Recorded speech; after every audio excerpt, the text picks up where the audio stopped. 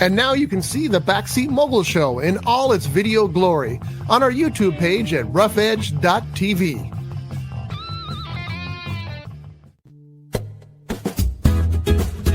It's tiki time at Harbor Cove Cafe. Dive into the tropical paradise at the end of Spinnaker Drive in Ventura with vibrant drinks, delicious bites, award-winning fish and chips, and more.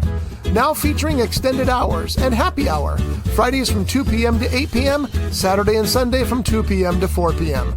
Harbor Cove Cafe, the hidden treasure at the end of Spinnaker Drive. Visit harborcovecafe.net for more information. Showbiz is a cruel and shallow money trench, a long plastic hallway where thieves and pimps run free and good men die like dogs for no good reason. There's also a bad side.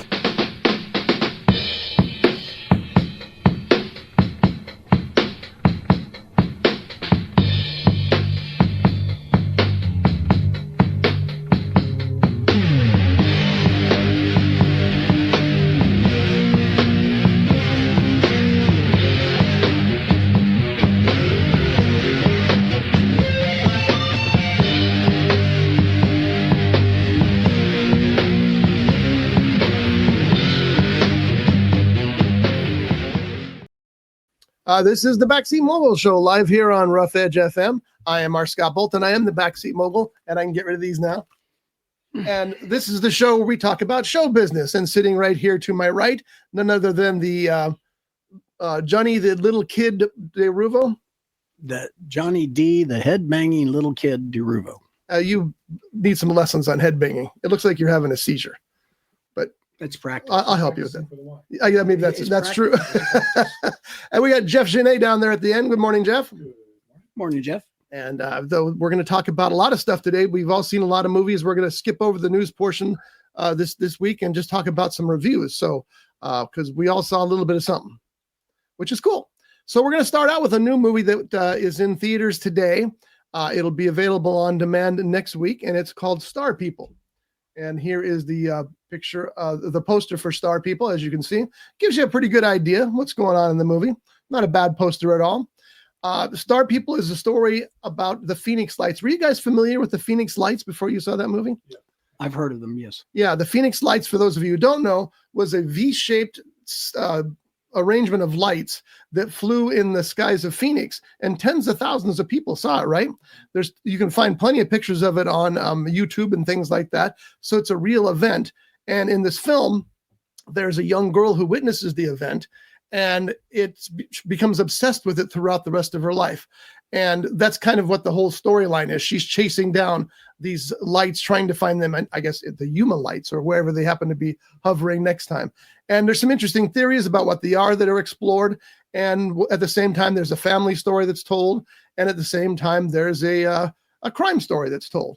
So anyway, Johnny, why don't you start with your thoughts on Star People? Well, with some of the movies that we've been getting to review, it's like I'm thinking,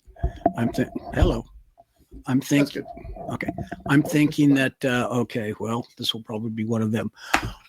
God, I really enjoyed that movie. I really did. Did I see anything wrong with it?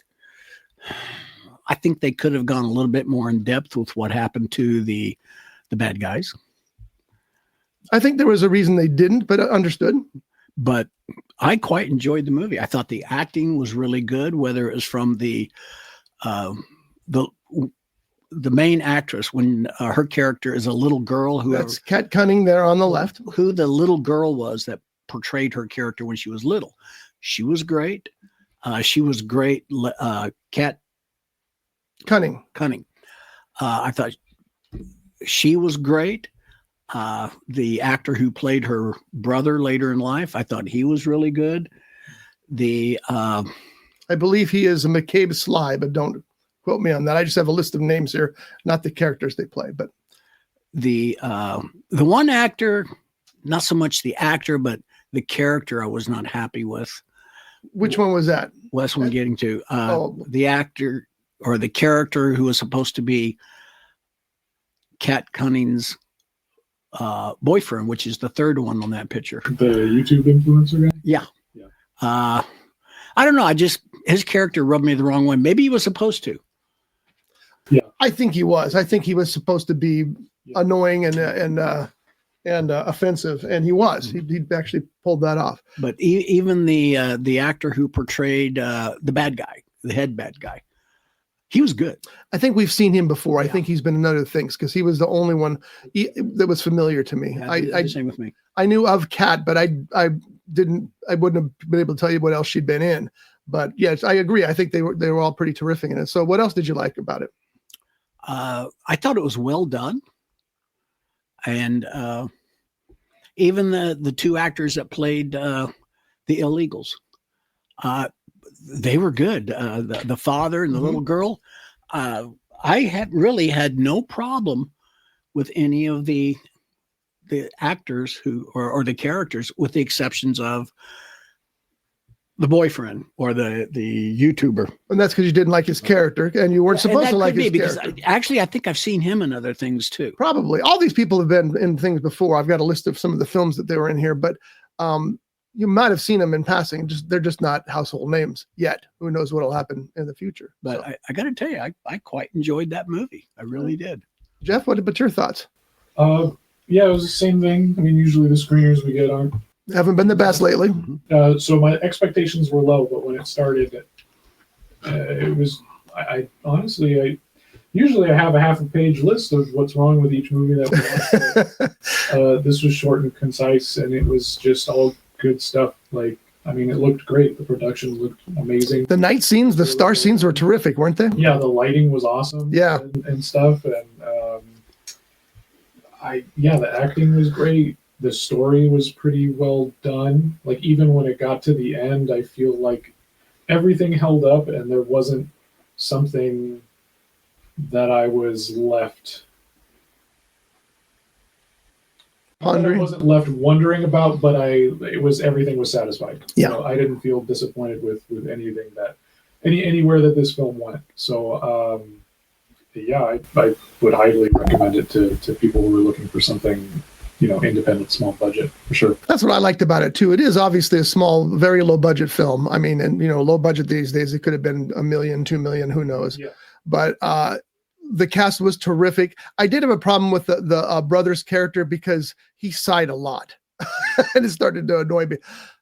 He's going to, and he was also he was a druggie. I know, but the sighing got to be a little bit much. Every time he got up or sat down, you had this huge sigh. And, it's fine. It was a problem. It wasn't a problem. It's just one thing that struck me. But I thought everybody else, including him, he was fine as well. I thought the cast was really good. I thought it was great because it's definitely a dialogue-driven movie. And you don't see many alien-based movies that are dialogue-driven, dialogue and relationship-driven. It reminded me a little bit of Close Encounters of the Third Kind, where she's following her mystery and her family's, you sure you want to be doing this kind of thing. And I also really liked the surprise ending. I did not see that coming. And I thought that was very, very cool. Overall, I thought it was terrific. And, if you can see it in theaters, it's only in a couple of theaters in Los Angeles this week. I think it's also in Arizona too, but we're here in Ventura, California. So, but it'll be on View on Demand next week. And I had no issues with it whatsoever. I enjoyed it thoroughly. I was engaged throughout. And like you said, the photography was stunning, especially for a movie of that budget. Incredible things they did with that budget. And it's also the best thing it probably does is it makes you curious about the Phoenix Lights. Yeah. What were those things, and it gives you an answer in the film, not an answer, but a suggestion in the film that I never even considered. Yeah. But that's one option. What are the others? Yeah. Yeah. No, you go ahead.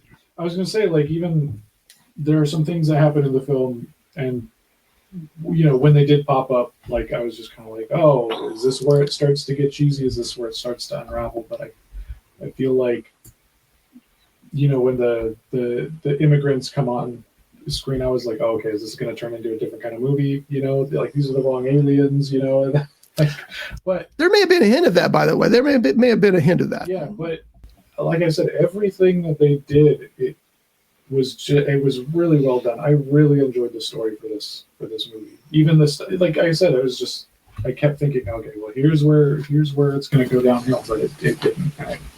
I was genuinely surprised. The director was Adam Finberg, and there's a possibility we may be able to interview him. Ooh, nice. So that would be, if we can get him here on the phone, I'll talk to the PR people and see if he's still doing that. He was also one of the he wrote the film as well. So he wrote and directed it and co-produced it. What, did he star in it, or was he one of the characters? I don't believe so, but I don't have that information if he was. But he's done documentaries, which explains a lot, because this had a documentary feel to it at times. He did After Katrina, rebuilding St. Bernard Parish, and another one, The Business of Recovery. So anyway, very interesting film, and I was very happy that it wasn't one of those, because we've seen a couple of those via the screeners recently, the scary alien movies. You know, I didn't want it to turn into The Greys versus Humans or something like that. And it didn't. It was all just told its story mainly through a dialogue and maintained its clarity throughout. Very much enjoyed it. So yeah, I would highly recommend it as well. So we got 3 thumbs up. Yeah, absolutely. Now, have either one of you come across lights in the sky in your lifetime? I have not. I mean, stars. Yeah. Well, I mean, lights that I have no idea what that is, and it's moving really fast and coming back this way. And Something tells me you have. Yes. Yeah. me too, twice. Oh, okay. Go ahead. Once when I was in high school, I was spending the weekend over at a friend's house, and we're all out in the front yard. In the 40s? We're all out. No, I think it was the 30s.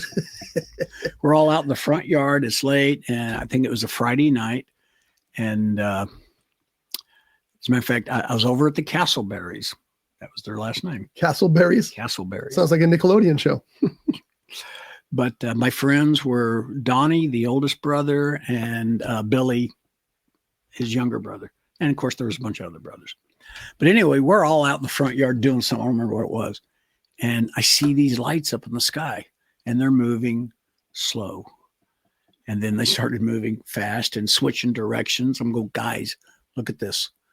And we could never find out any explanation. There was nothing in the news about it or anything like that.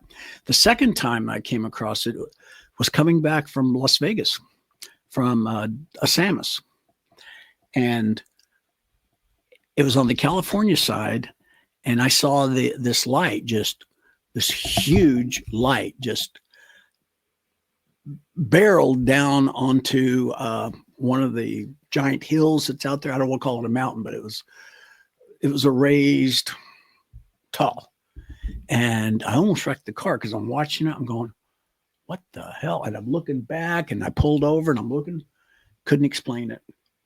So anyway, that's my 2 experiences that I can recall. My experience was in 2019. I was working security downtown Ventura, over on an Edison site off of Stanley. And it was around 9 o'clock or 10 o'clock, 9:30ish, whatever. I was waiting for the next security guard to come let me off of work so I can go home. And I'm sitting there, and I was on the phone with some friends talking, and I'm looking out west, like towards the fairgrounds kind of area, and I see this like oval shaped green light, and it's just kind of like coming in and out, flashing kind of thing. And I'm thinking, oh, it's just a drone or whatever. And well, these clouds too, these like fast moving clouds had come in from the ocean, and that's when I had noticed the light. And so it's kind of going across, coming in and out, in and out, in and out. And then all of a sudden it does this U-turn and then goes this way and then just shoots into that cloud. And then the cloud fast moves back Wow. to the Catalina Islands. And I was just like, okay. Because when it U-turned, I was like, huh, it's a weird drone. I don't think drones could do that. And then when it just went into the cloud, and then the cloud was gone. That's a great video. Yeah. I was like, oh my God, guys, I think I just saw a UFO. And They took the mushrooms away. Yeah. And so I had reported it to, because you can report them to that company, MUFON or whatever. And I was on the phone for like weeks with this guy, and he's like, this is really interesting. Like, I think this is a big thing. And they were going to like log it as an actual thing, but then I guess they didn't. They were like, well, my boss thinks you're faking it. And I was like, I don't know what to tell you, man. Yeah, but what do you do about that? And then I looked on their website and they had like one of those birthday balloons from Vaughn's that was like in the shape of a 7 up in the sky. And they're like, this is an actual report of a UFO. And I'm like, what the? Like they said that this is real, but then mine isn't. I'm like, okay. Yeah. So. Yeah, what made him think you were faking it? I mean, I don't know. I know they get lots of fake calls. Yeah. But probably because it was such a great sighting, there's no way that happened. I told the same story every single time, and like I even did a little demonstration video. I did something.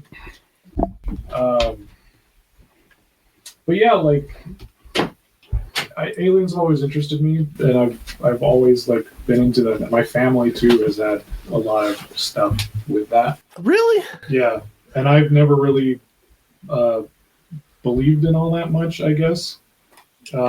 Especially because when you talk to alien people, it's always like, I was abducted, I saw a craft, and you're like, okay, I could believe all that stuff. And then it's like, and then they took me in their ship to the other side of the galaxy and showed me an unreleased Beatles album. It's like, you had me for this at the start, but you lost me. You went too far. Inevitability of it just going a little too far. So I don't know.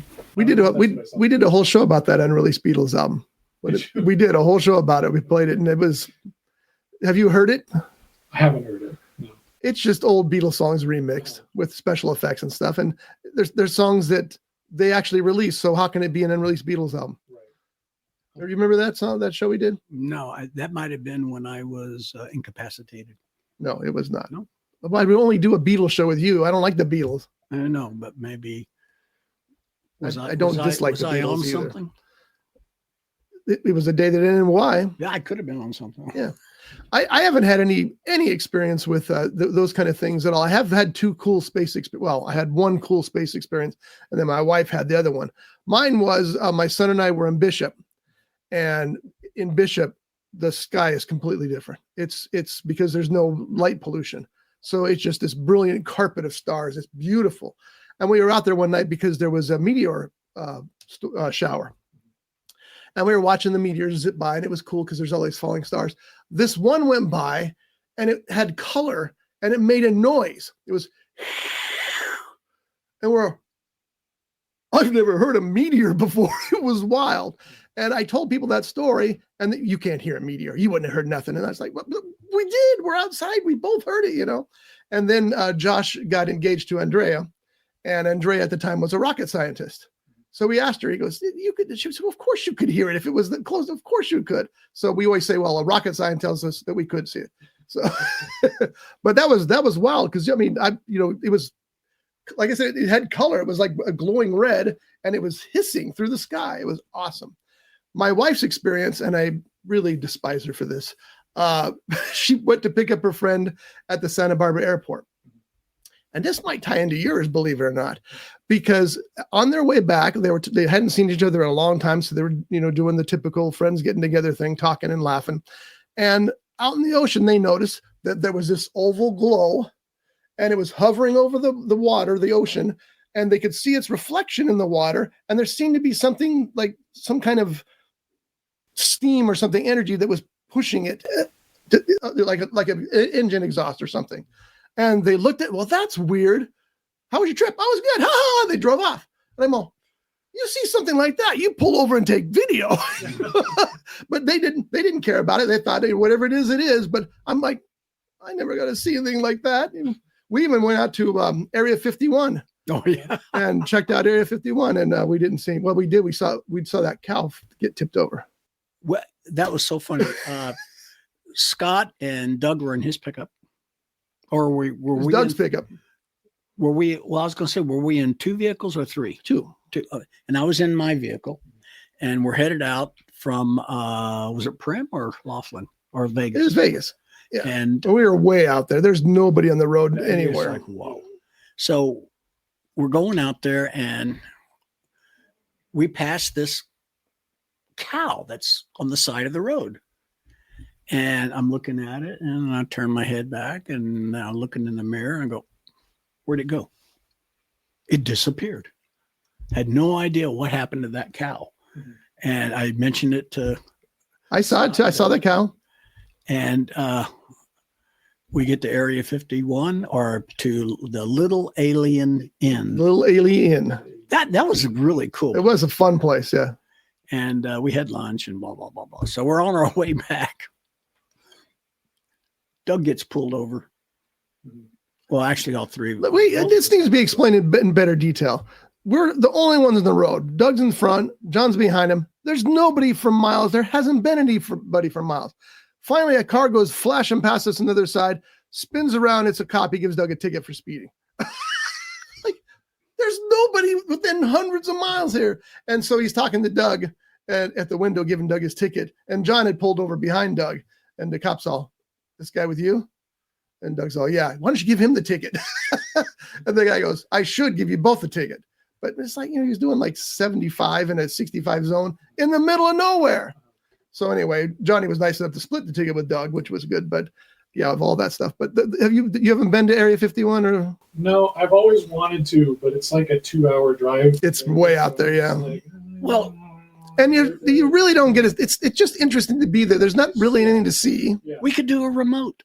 We'll find. I would love to do that. I'd go. We could We find did, that Johnny. cow. We did find the cow. Remember on the way back, we passed him again, but he had just fallen over.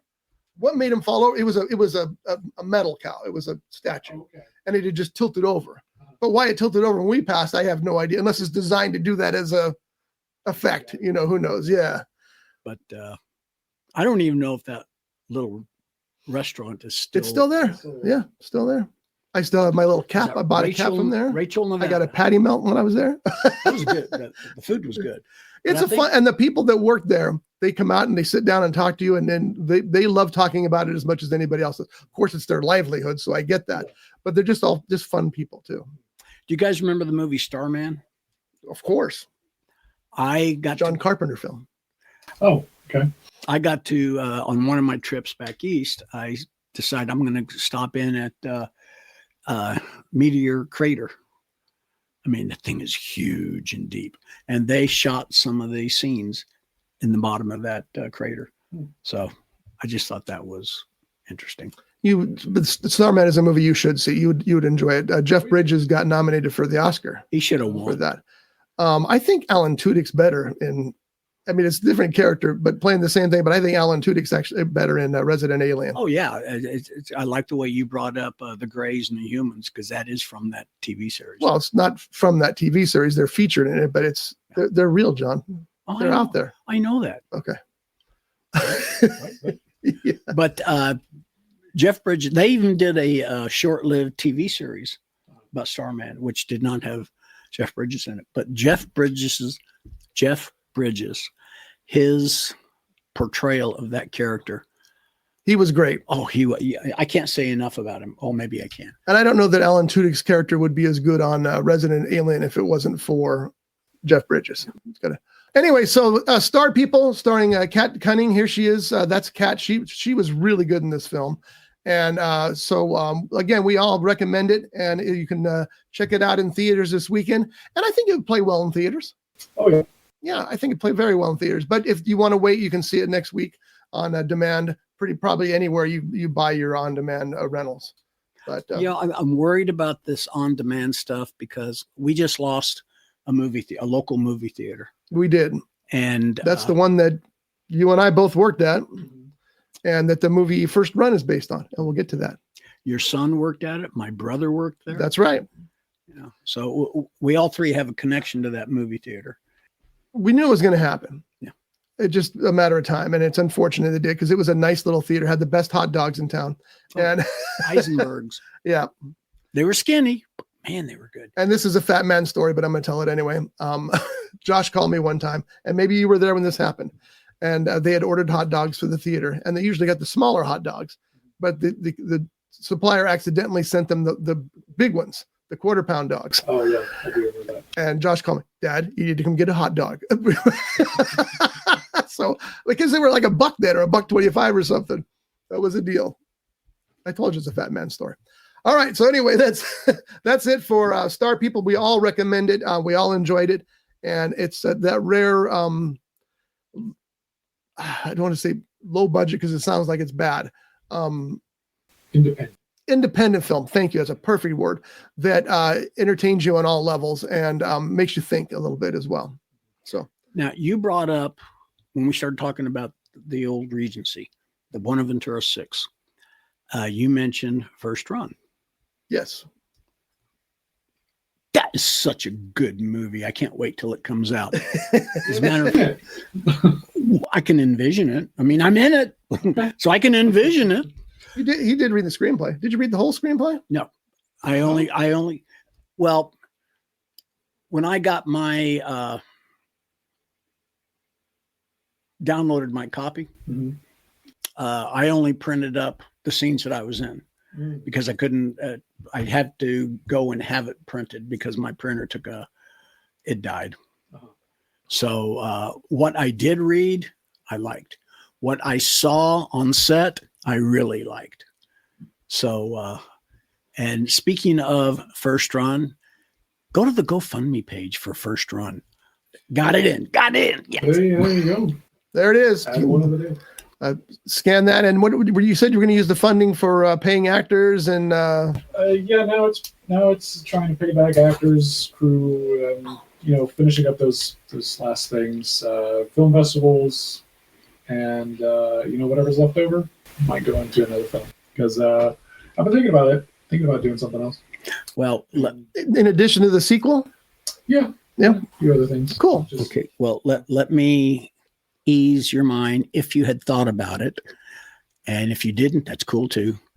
There is one person that is in that movie that he has secretly told me he's not expecting any pay.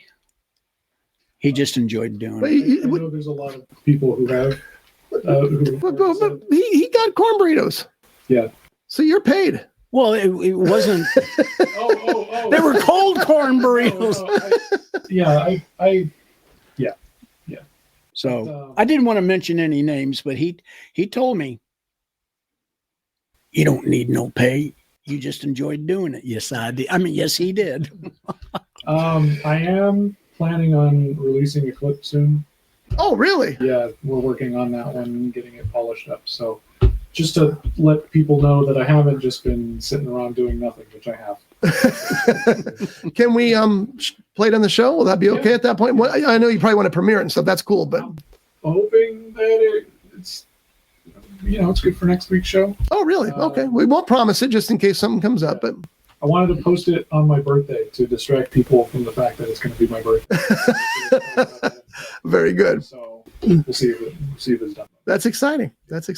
Jeff, also an independent filmmaker, and the film we're talking about is First Run, starring me, and then John was second in the billing. Wait. Probably not how it worked. Right. Did either one of you guys see a movie that came out back in I can't remember if it was the 60s or early 70s. Probably not. It was called Boeing. No, that's Wayne's World, right? Oh, No. That's Swing. Sorry. It's called Boeing, as in Boeing aircraft. Yes. I've heard of it. I haven't seen it. It starred Tony Curtis, and I can't remember if it was Jerry Lewis or who the other actor was. But the way they did those two characters or two actors, it was like a circle going around that had their names. So neither one actually got the top billing on the screen. It was a fun movie too. I like the way they do top billing on the screen sometimes because they fight over who's the highest and they fight over who's on which side. And that's, so sometimes you see them, I got the higher one. Well, I got the left side. It's interesting. And I think Jaws is like the three of them scattered around the. Yeah, I think it's, yeah. But in this particular movie, Boeing, it was a circle that their names kept rolling around. And it really was a fun movie. Did I tell you guys I watched Jaws again? I wasn't going to watch it until it came out in theaters, but Josh and Andrea had invited us over for dinner. So we went over for dinner, and Andrea's sister, Kathy, was there, and her son, Ben. Ben had never seen Jaws. Oh. Ben has still never seen Jaws because he ran around more than he watched the movie. But I sat in the front room, and Jaws was on, and they all sat in the other room talking, and I, of course, engaged completely in Jaws. It just, every time I see that movie, this is a true masterpiece. It really is. And I'm glad Jeff's wearing his Jaws shirt today. 50th anniversary. Nice. There we go. Look at that. Wait. Oh yeah, that's nice. That's nice. Yeah, even the stupid shark, and this is the thing that I think is so great about Jaws celebrating its 50th anniversary, is that shark got crap for looking fake back when that movie opened in 1975. But you know what? 50 years later, it still works. Yeah. It does what it needs to do. It gets you the feeling of it. They apparently, one of the last molds of that shark is sitting in the museum, the Academy Museum in LA. I got to see it. Nice. So that's like one of the last ones. So. Does Universal? I want to go to that museum badly. Does Universal tour ride? Do they still use? Oh yeah. Is it Bruce? Oh no, it was never Bruce. It was never Bruce. It was a mechanical shark made for the ride. Okay. And you can tell because he's got like 8-inch teeth. Yeah. There's a fun story. I just recently heard about that, but the actual orca boat used to be on the back lot in that part of the ride. And Steven Spielberg, whenever he was feeling down or upset, he would go there to process his trauma from working on Jaws. It affected him so much. And for whatever reason, Universal Studios got rid of the boat. So one day he went to go do his, mental health session, and it wasn't there. And there's this video of him like going on a tour with this guy, and he's like taking him through each part of the back lot. He's like, yeah, this is where the orca used to be. He's like, I really think the tourists would like to see the orca again. Anyways, here's this. And it's like, yeah, it's like the tourists. The tourists, not Mr. Spielberg. Now, you were mentioning the orca boat. Did you ever see the movie Orca? No. Had Richard? Boy, John, that is a swing and a miss. Well, when you said the Orca boat, I automatically remembered the movie Orca, which starred Richard Harris. Yes, and I thought it was a pretty good movie. You were still on mushrooms then too, right? That was you on mushrooms. Anyway, orcas. I don't know. You know what? I go back and I watch movies that I hated when they were in theaters and I was seeing them then, and I hated Orca, but I need to watch them again now because sometimes I don't know if I've softened up a little bit or what, but even with Body of Evidence, John's favorite movie to hate, I watched it again. It's not as bad as I remember. I remember it being terrible, but it wasn't terrible. It was bad. No, the second time I saw Body of Evidence, I'm going, oh, it's worse than what I originally thought. Yeah, I don't know about that. I mean, the ending falls apart, but up to that point, it's like, no, it's not too terrible. It's bad, but it's not horrible. The problem for me with Body of Evidence I can't believe how much time we give Body of Evidence on the show. Wasn't so. It had a great cast, with the exceptions of Madonna. She was fine up to the end, and I never thought that she was a good actress. She has her moments. Yeah. Dick Tracy. They are few. She didn't have to act in that. She just had to look like herself. Dick Tracy's. Yeah, that's true. But no, if it happens to come on the script, the TV, and I ain't got nothing else better to do, I'll probably go find something better to do. I did not like that movie at all, and like I said, with the exceptions of Madonna, I thought it had a great cast. It did have a great cast, but we need to move on because we give that movie way too much time here. Yeah, that's true. Johnny, you saw Naked Gun. Give us your thoughts without giving away any jokes, for the love of God. Okay. The only thing I can think of is from, I can't remember if it was the first Naked Gun movie with Leslie Nielsen or the second one. With Leslie Nielsen. Yeah. Nice beaver. Oh, well, thank you. I just had it stuffed. Classic line. Yeah, it is. But that's not the new movie, which is what we're talking about. Exactly. What I liked about the new movie, I will say this, when I did not realize Pamela Anderson was in this movie. And it was really nice to see her back on the screen. I hadn't seen her in anything for quite a few years. You didn't see Showgirl? No, I didn't. But I thought she was terrific in the role. Does she play it straight like Priscilla Presley did in the Leslie Nielsen versions? Yes and no. Okay, because that's important in those movies. It's Leslie Nielsen always said that the secret to being in those comedies is to not think you're in a comedy, and he nailed it. And so I'm sure Liam Neeson does the same thing. It looks like Liam Neeson, as everybody knows, he plays the son of the character that Frank Drebin Jr. Frank Drebin Jr. And he was great. I mean, all the cops that were in this, their characters were the sons of the characters from the original movies. I think that's a smart move. And if I'm sure people have seen the trailer where you see Frank Drebin Jr., he's down on his knee in front of the picture of his father. And who was Leslie Nielsen. Right. Uh-huh. And he's dad, blah, blah, this, blah, blah, that. And then the actor who portrays Liam Neeson's partner, same thing. In the hallway, he's down on his knees looking at the picture of his father, who was Kennedy, played by right? George Kennedy. And he's saying the same thing. Oh, dad, blah, blah, blah, blah, blah. And then they show the actor, I don't know what his name was, but he is down on his knee in front of the picture of his character's father, played by O.J. Simpson. And as I said, you've seen this in the trailers. And he looks at the picture of his dad, and he starts to say something, and then he just closes his eyes and shakes his head no.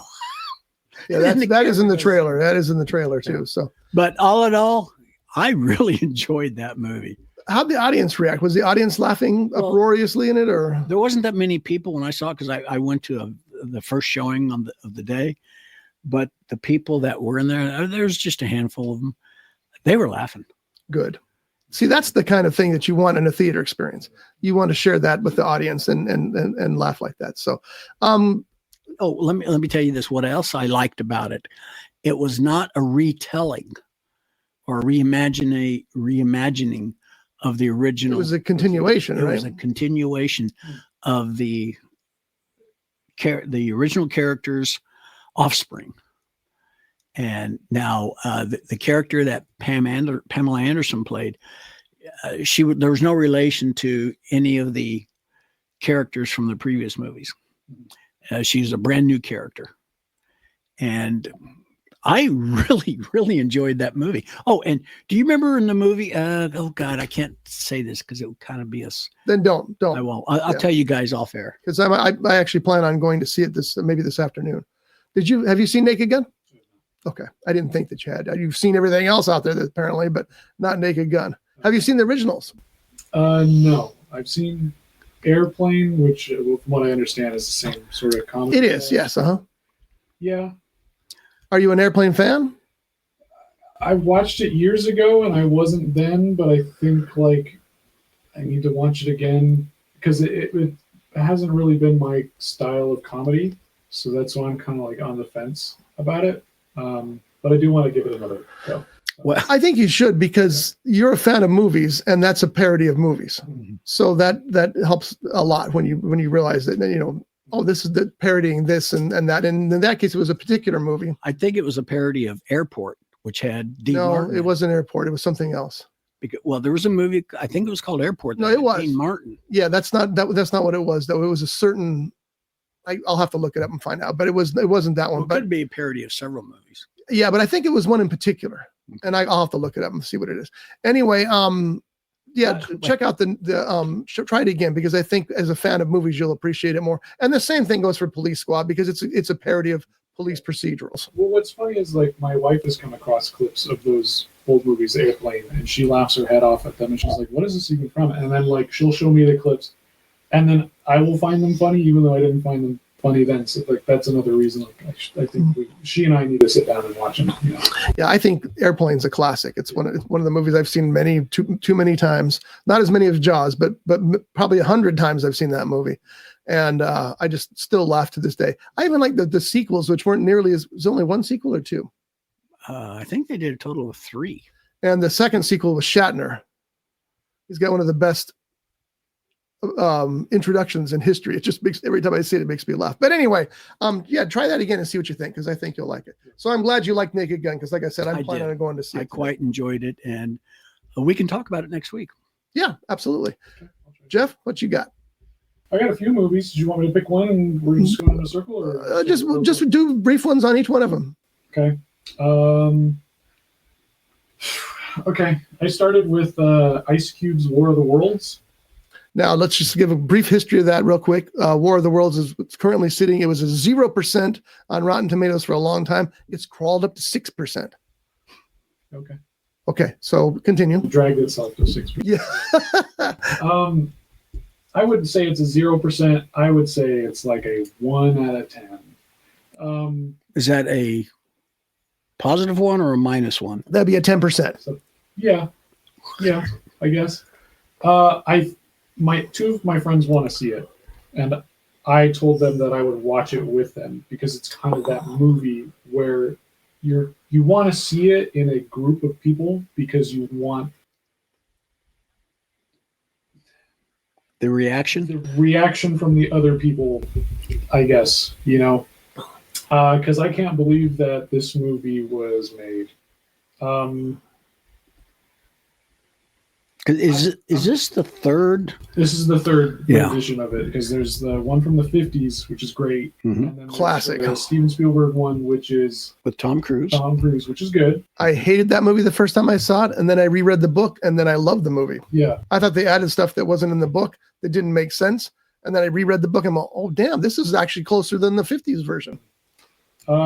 This one, I don't know how to tell you guys about it without spoiling anything, but it's not done like a traditional film. I'll just let me ask you this, and this isn't really a spoiler because it's the style, but my understanding is that it's done like a Zoom call. Yeah. And is the whole film the Zoom call? It's like that movie. You ever see the movie Searching or I saw a horror movie that was done that way too. Unfriended? It's like that. Okay. Where it's just all through this computer screen. Everything's done through there. The editing is weird. Like, it's like they gave it to a YouTuber to edit. All the acting is phoned in.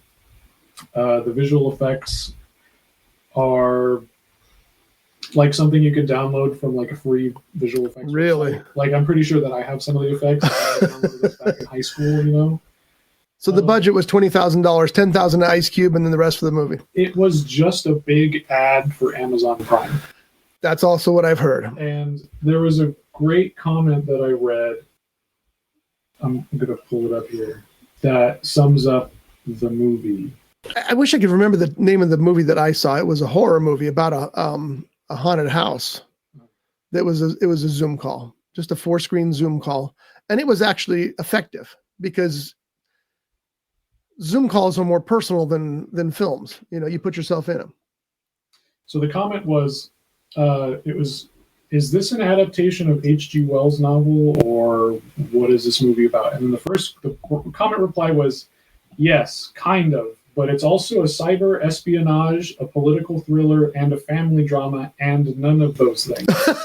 And I thought that sums up the movie perfectly because I felt a lot of nothing from it, where it was just, there was no stakes, that just everything was really, like, I couldn't believe what was happening. And like I said, it's just a big ad for Amazon Prime, and for me, it makes me scared of like where movies are going to go because of how they handled, like, placing ads in a movie, but this was like they designed the movie around an ad. Yeah. Which is probably why Amazon funded it. Yeah. And here's the thing that makes me sad about it is it's a missed opportunity because of course you remember the Orson Welles radio version of that caused that real life panic. I love it. Certain radio stations play it every year. Yes, as they should. It's still brilliant to this day. Now, hopefully most people realize that it's not really happening, but this was their opportunity to do the same thing. And to do the Zoom call version, I think is actually kind of smart to do it that way because that's how we communicate now through most of these things, FaceTime and Zoom and StreamYard. Got the plug-in for your StreamYard. But it sounds like they really missed the mark. And that's unfortunate because it could have turned into that kind of thing. Yeah. So would I recommend it? No, absolutely not. But if you are morbidly curious about how bad this movie could be, and you've got a couple other friends that are also, see it that way. I would recommend that way. I think that's exactly the way to go. That's the main reason. When I first heard of it, I thought I've seen enough War of the World adaptations, because not only the three films, there's a dozen TV series or something like that. Just crazy. And as great as the original story is, I don't need to be told that over and over again. And I really had no interest in this. But then the 0% thing kept coming up. And all of a sudden, like you said, morbid curiosity. It's like, now I got to see it. Haven't yet, but I will watch it at some point. All right, what else you got in your list there? My wife got home as soon as War of the Worlds was ending, and we're big fans of Final Destination. They just put Bloodlines on HBO Max this week. I saw that. I'll be watching it this week. We watched it, and probably the best in the series. That's what many people have said. I haven't seen any of the other films for about 7 years now, but my wife, when it was done, she was like, wow, that's the best one. And I'm like, you know what? I think you're right. And yeah, it was really great. The gore was great. The kills were great. The story was very intertwined. And like, once you get to the end, you realize how like complex it was from the beginning. I really enjoyed it. It was really well done. My understanding is that they tied in all the movies and made and kind of combined it into, this is what this all sprang from. Yeah, it wasn't like a in-your-face thing, like, oh my gosh, this happened here. It was just kind of like, oh, this has been going on for a while. And then it was just, boop, boop, boop, boop, boop. All right, let's move on with the story. Like, most movies would have stayed on that and be like, oh, nostalgia. This was just like, oh, yeah, well, okay, cool. Let's keep going with this story. It's cool. It was really, really well done. Looking forward to it. I like the way he said the kills were good. Well, it's a Final Destination movie, so it's essential. That's an essential part of it. What was your favorite kill in this one, or should you not say? I mean, we all know they're going to happen because you see the wires tighten or something. Yeah, I won't say, but okay, I'll say one because it's kind of the first one. It starts with a kid throwing a penny off a skyscraper. Oh. Which I have done before. How many people did you kill? It was 8th grade trip to New York City. We went to the Empire State Building, and that was my bucket list. I'm like, if I do one thing in my life, it's going to be this. And my mom kept the whole way up the elevator, you know, like because you go up like 3 floors, do a line, 3 floors, do a line until you get to the top. Yeah. I was like, do not do it. Do not do it. I have a pocket full of change. The moment those elevators open, I come out, wind direction, cool. Throw it that way. All right, boom. The other kids in my class are like, you're going to kill someone. Just don't watch the news tomorrow. And they're like, oh, I guess you're right. So I was handing out quarters, nickels, dimes, everything. And But you got to remember how many of that change actually made it to the ground. No, probably none of it, because all the wind is changing as you go down. You got to think of the levels. But like, I had this plan, you know, and I watched the Mythbusters episode. Yeah. Like, I'm not really going to kill anybody. Right. But just to be sure, don't watch the news. It'll be okay. So yeah, it started with that. And my wife looked to me and she's like, yeah, see, it's not such a good idea. Awesome. All right. So I'm looking forward to that one too. I'm going to see it this week. They didn't really announce that it was coming. All of a sudden it just popped up on HBO. Like, okay. What else you got? Last night, before watching Star People, I was going to spend all night at the theater and watch a bunch of movies, but my work let me off early. They said, it's a beautiful day outside. We're going to let you guys all off early. Just go ahead and go home, spend the day with your families. So I went nice to the movie theater, yeah, spend it in a dark room watching horror movies. And well, that's your church, like my church, yeah. Luckily, my wife is very cool and she lets me go see lots of movies. But I started off with Weapons. And I was able to see it early enough that I didn't have terrible people in the viewing experience with me. Weapons was great. I wasn't sure how it was going to go. If you've seen the trailer, it leaves a lot of mystery to it. It does. Like, it just sets you up. Hey, these kids disappeared. No one knows why. 2:17 a.m., right? Yeah. And it goes from there. And it's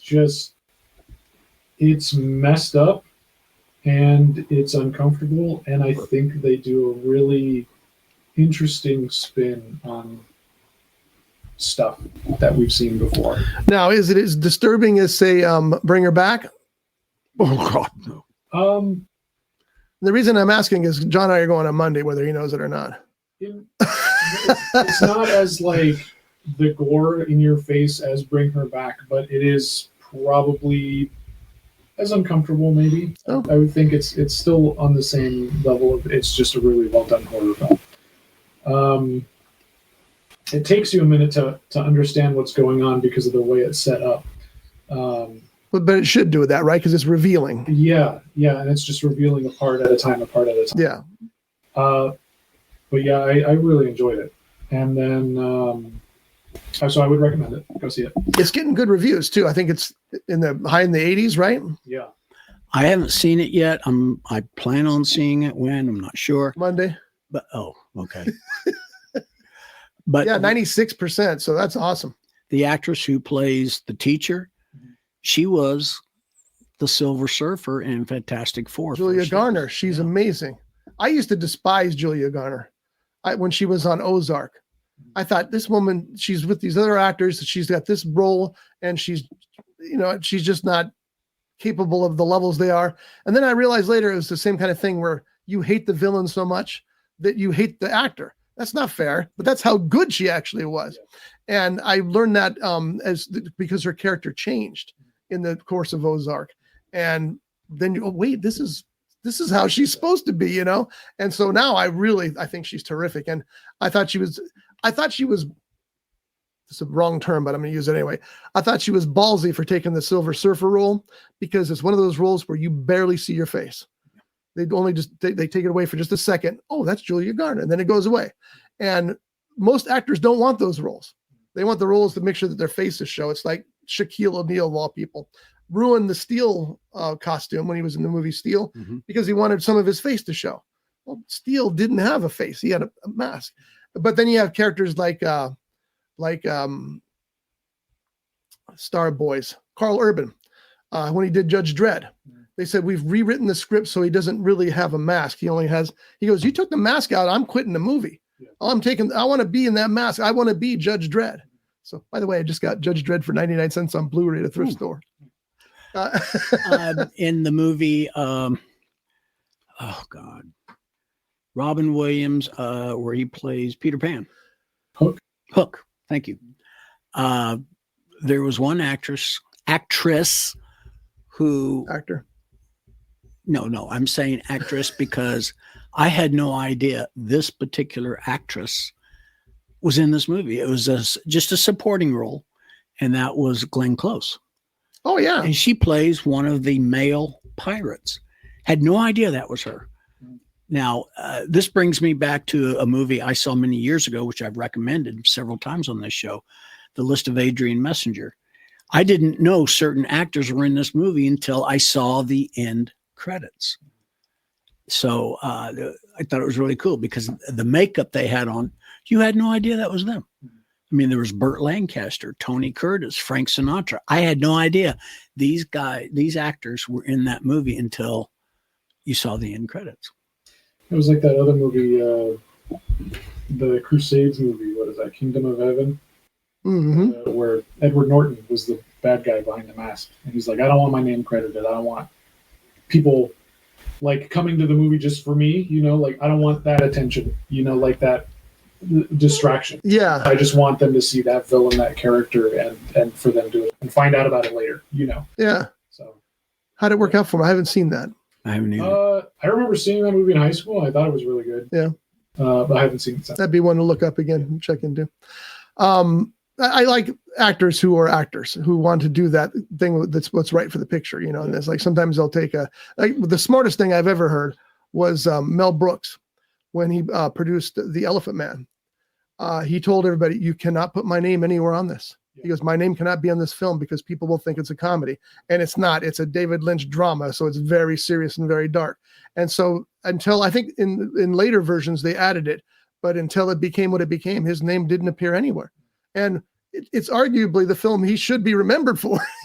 I mean, of course, you got producers and Young Frankenstein, all those things. But they were more his films than The Elephant Man. But he had the guts to push through David Lynch for that film. Studio didn't want him. He had the guts to push through for black and white. Studio wanted color, and they made a terrific film. So there's something to be said about that. But yeah, he was smart not to put his name on there, because people would have gone and saw Mel Brooks. It's just like Ed O'Neill in A Few Good Men. He was originally in the final sequence on the courtroom scene, but every time he appeared on screen during test screenings, people laughed because he was Al Bundy. So they had to cut him and replace him with somebody else. How much does that suck? But that's what happens. That's why he would never do a Married with Children movie. He said, I won't do it until I'm known as another character.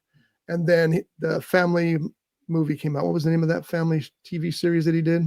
Oh, the one with Sofia Vergara? Yeah, that came out, and he became known as that character. And then he said, I'm ready to do a Married with Children movie, but they could never get anybody together. So it's too bad. Well, he's done other serious roles since then, but it took him a while to break away from Al Bundy. And you know why? Because Al Bundy is one of the great characters of all time. Well, it's the same with In the Middle. Malcolm in the Middle? Yeah, Malcolm Bryan Cranston? I mean, for years, he was known as the dad from that. And then he started doing some serious stuff. I remember one serious thing he did. It was an episode of X-Files where he's in a car and it's speeding down the road. Helicopter cameras following it. Cops are following it, highway patrol and all that. And I can't remember if his character is actually driving or if he's in the back seat and he's got a gun on the guy who's driving. I can't remember that part, but there was something in his head that was driving him to go faster and faster and faster. Because if it slows down, his head's going to blow up. Speedhead. That episode was called Speedhead. And it wasn't. No. But sounds right? Like you said with Ed O'Neill, Bryan Cranston was known for his comedic role of Malcolm in the Middle. I think he turned faster though than Al Bundy's Ed O'Neill. But that's okay because he's been hanging around me too. Bryan Cranston is a national treasure. That guy is simply freaking amazing. Anything he does. What else you got on your list there, sir? Last movie I saw right after Weapons, I got out, went to the screen and said, I'm going to see that, was Together. Oh, yes. It's a weird one. It was good, though. Yeah. The basic story is that there are a couple that's in love and they start melding bodies together. Is that basically it? They move away from their city life to out in the country, and they're having some issues in their relationship, some dealing with trauma, some dealing with each other, and they go on a hike. Some things happen, and they come across a thing that starts to make them stick together. And then the rest of the movie deals with that. There is some body horror, like in Bring Her Back, but it really focuses on like the issues with certain relationships, and like the trailers say that codependence is a horror, so it's really interesting to see it. I thought it was good. I thought it was really well done. I was kind of iffy about seeing it because it is, I think it was A24, or no, it was Neon. Which a lot of those like indie horror films, they're hit or miss because it's not just here's a horror film. It's like several layers of stuff going on, and it just loses you. It wasn't like that. So I really enjoyed it. I thought it was good. You might like it. You might not. Oh wait, this camera. You might like it. You might not. I read that Stephen King loved it, and Stephen King knows a little bit about horror. Mm-hmm. He said that he was especially impressed with the performances of the two leads. He said that what they did was very brave and very, very bold. Do you get that feeling as well? Yeah, and they're married in real life too. Oh, I didn't know that. Yeah, so it is their horror story. Yeah. But no, I think everything was really well done in that. But I could see where it wouldn't be for everybody, because I have heard mixed reviews on it, where like some people are like, it's okay. Yeah, I think that the body horror might turn some people off. Yeah, but hey, wait. They could make people uncomfortable because maybe they see their own relationships in that, which is might seem a little relatable to people, and that might turn people on. I was just curious to see how the weekend was going. It looks like Weapons on the box office is looking toward about 40 million. Of course, these are predictions. Freakier Friday is 30 million. Both those are great opening days, by the way. Let's see if we have some other information here. I don't see any other. Well, I think Together came out a week or so ago. Oh, is it older? Yeah. Okay. Which I was trying to see those the last couple of weeks Together, and I Know What You Did Last Summer, because I thought they were going to be leaving soon. But I get another week. Do you are either of you interested in Freakier Friday?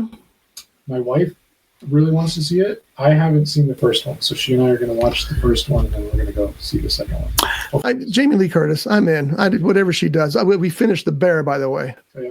Stunning. Yeah. Just stunning. That show is amazing. Well, it's like me. I don't remember seeing the first Freaky Friday. Now, wasn't Freaky Friday with Jamie Lee Curtis and Lindsay Lohan, wasn't that it was a remake. Yeah, that's what it was. Yeah, Wasn't that a remake? Yes, it was. It was an old Disney picture that they remade. So the box office is looking like Weapons is going to end up with number 1, Freakier Friday number 2, Fantastic Four still holding in there. It didn't fall as hard as they thought it did last weekend. They thought it was going to. It fell about 80%. It fell about 66%, which is right on the cusp of what most blockbusters do. So that wasn't great, but it wasn't as horrible as 80% either. Bad Guys 2 is in 4th place. Naked Gun is in 5th place. They're looking at 8.4 for the weekend, so that's not bad. I'm sure that wasn't a huge budget for that. Superman still hanging in there at number 6. Jurassic World Rebirth. That's really the box office story of the summer, because it's still number 7 on the charts and has grossed 326 million just in the U.S. So that's big. And then Together, which you're right, has been out for a while, is still at number 8. So it looks like people are trickling back into the movie theaters. I hope that continues. Because you need to. There's no experience like a movie in a theater. There just isn't. No, I agree. When I went to go see, what was the last movie I went to go see? Naked Gun.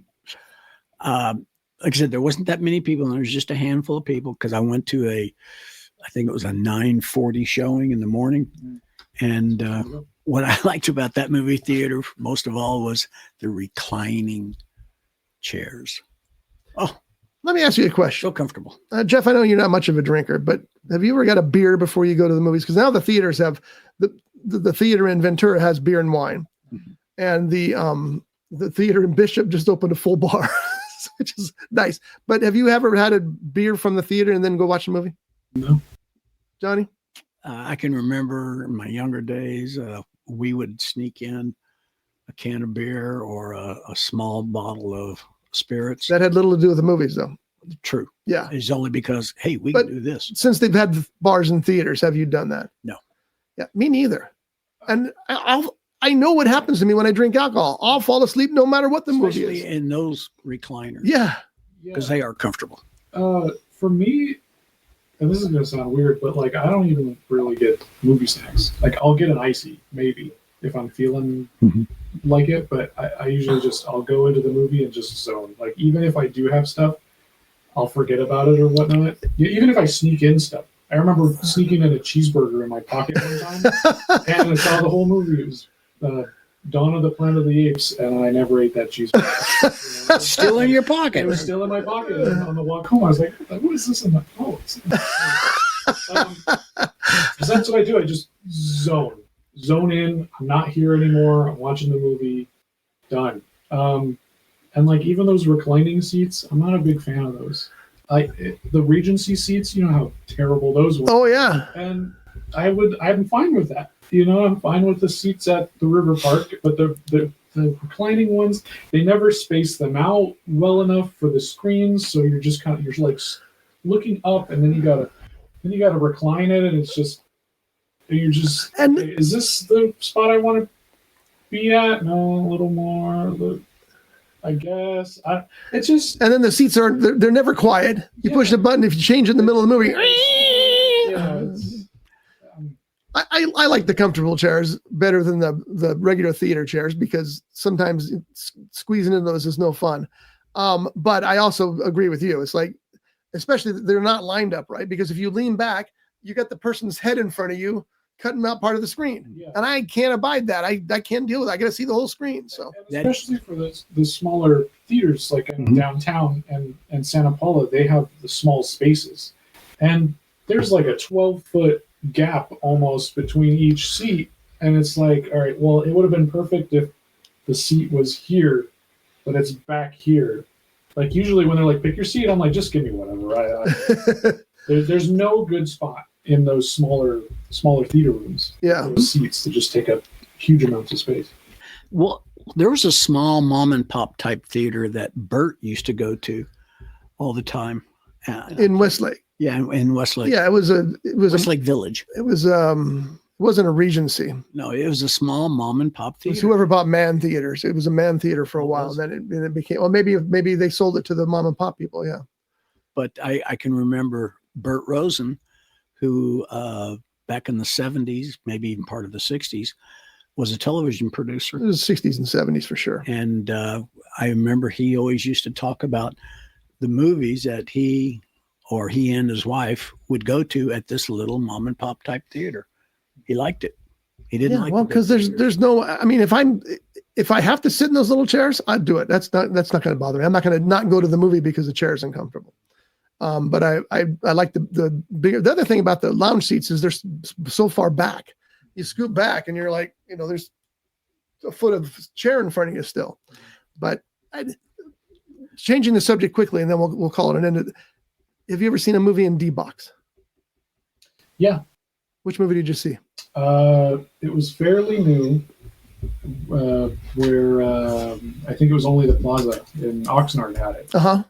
And I went to go see Jurassic World in the D-Box because I had already seen it 3 times in theaters. So I figured, you know what? We'll see if this ruins the experience. And it was cool. Yeah, it's fun. It's like a ride. I heard the best way to see those like 4D movie, the best one that they've made for those 4D seats is Titanic, actually. Oh, I can see that. Still, for the whole movie, nothing happens, and then once everything starts, it's just like... So it has doubles the effect. Okay, for our audience who doesn't understand, we all 3 understand. Explain to our audience. Why don't you explain since you understand? That's okay. You can explain it much better than me. Let our listening audience and our viewing audience, hi guys. D-Box is the theater where the seats move along with the action on the screen.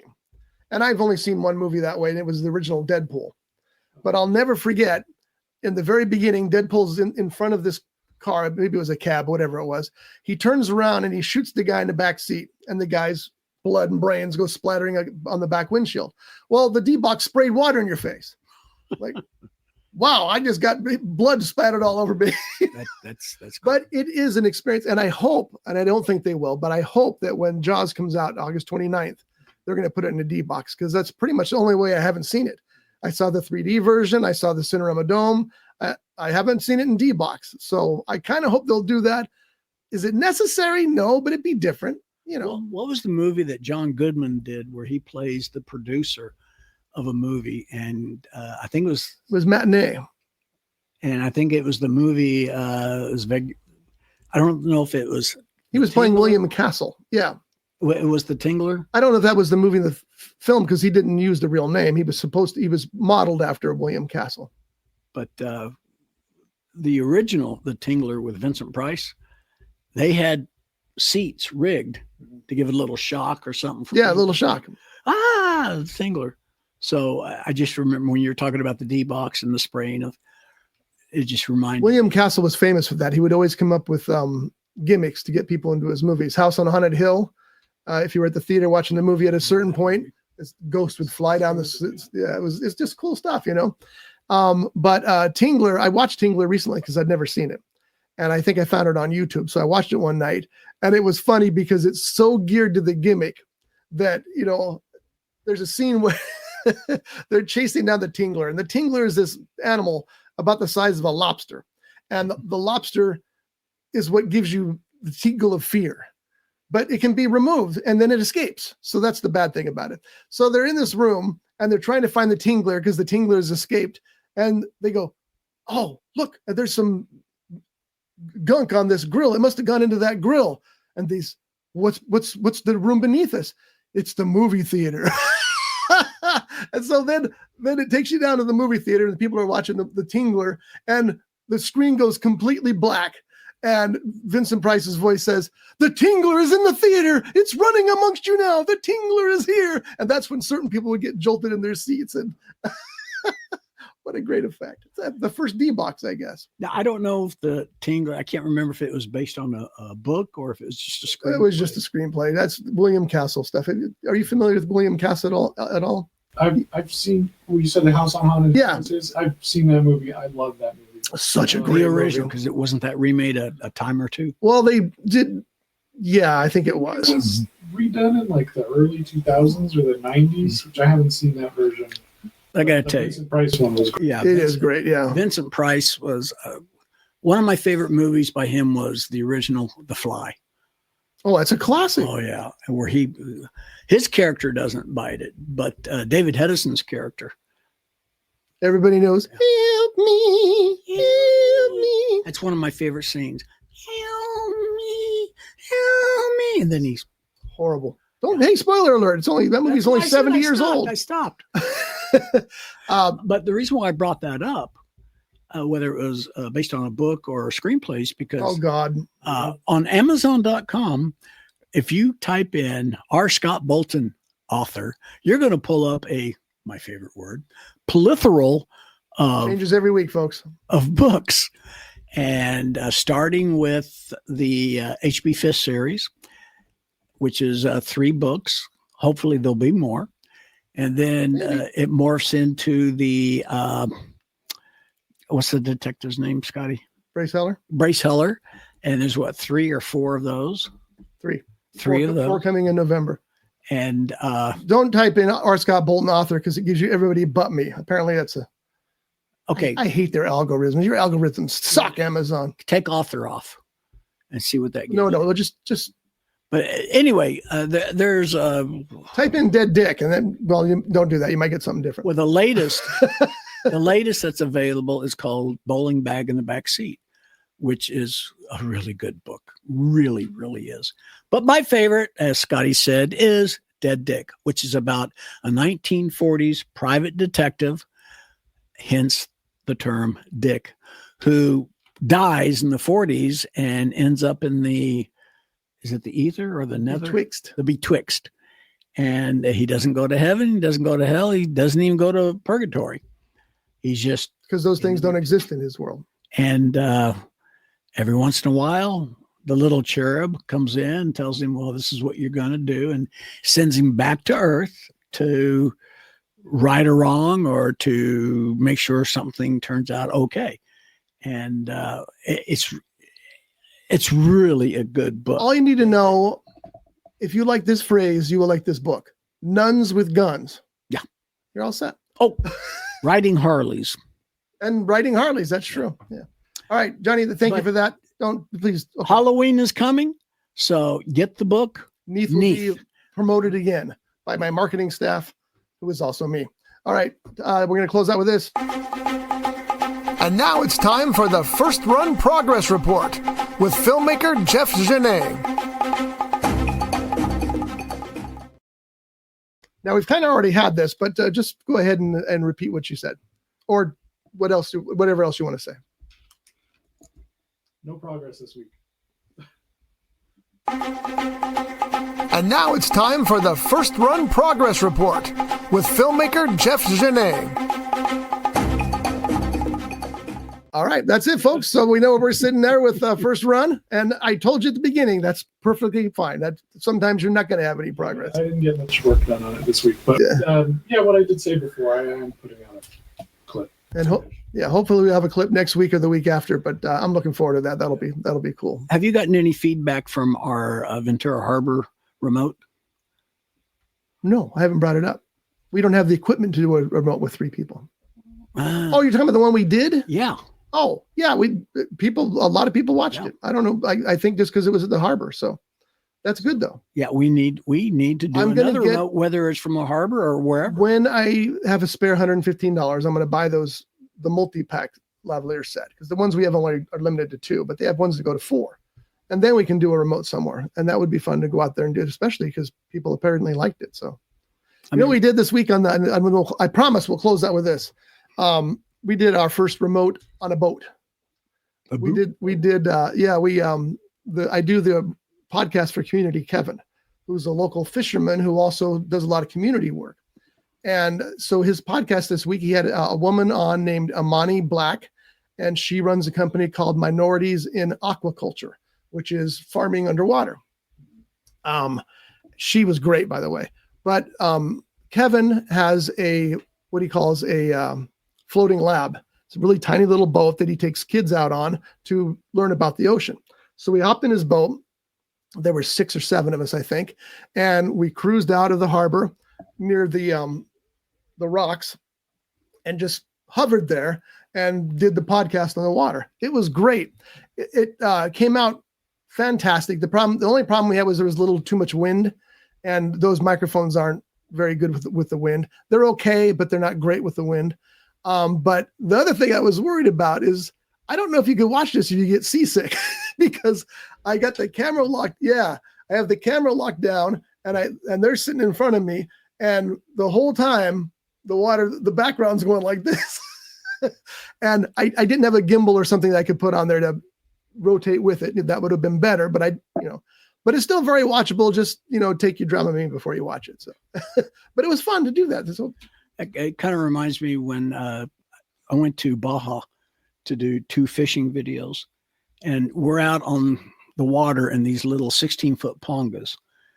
And you got our camera guy, who was a friend of mine. He's got he's holding this it's like a $30,000-$40,000 camera. And we got these waves going up and down, and he's looking through the eyepiece.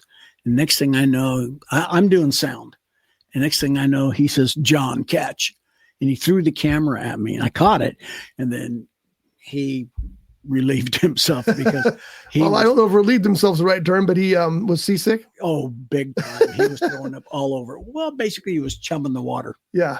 And I ended up doing sound and camera work, but it didn't bother me at all. I used to get seasick, but I don't anymore for some reason. All right, folks. So today we recommended Star People. It's on theaters this week, and it'll be back on View on Demand next week, so you can find it. Star People. All 3 of us enjoyed it. Johnny recommended The Naked Gun, the new movie with Liam Neeson. And Jeff, read your list again, the ones you recommend. I recommended Final Destination, Together, and Weapons. Don't go see War of the Worlds unless you're seeing it with a bunch of people, and you're probably getting drunk or something. You're watching it. That's it. I almost asked you where it was streaming, and then I remembered it's a big Amazon Prime commercial. So that answered that question. Yeah. Which, by the way, I can't resist. I'm going to have to watch it. All right, folks. Now, I'm sorry. Isn't War of the Worlds with Ice Cube? Yes. Isn't that on streaming on video, or is it in the theaters? It's on Amazon. Amazon Prime. Weird. That question sounds really familiar. I was letting my inner self know. All right, folks. We'll see you next week. Thanks for watching, and have a good week. Brought to you by The Grape, Ventura County's premier jazz venue and cocktail lounge, located at 2733 East Main Street in Ventura. For menu and music schedule, visit them online at thegrape.club. This has been a Rough Edge Studios production.